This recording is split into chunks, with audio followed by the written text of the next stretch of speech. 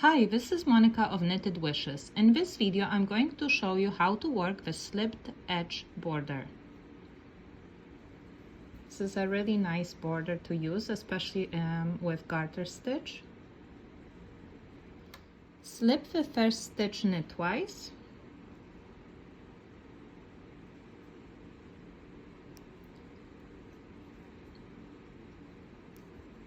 Work until the end of the row. This is the right side of the fabric. Now when you get to the end, just going to work the last few stitches.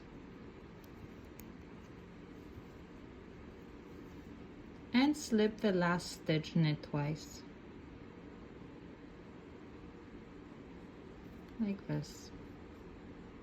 Now turn your work.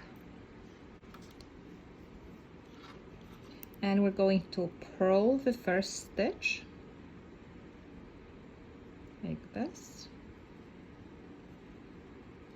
Continue working until you get to the end of this row. And now we're going to work the last few stitches of this row.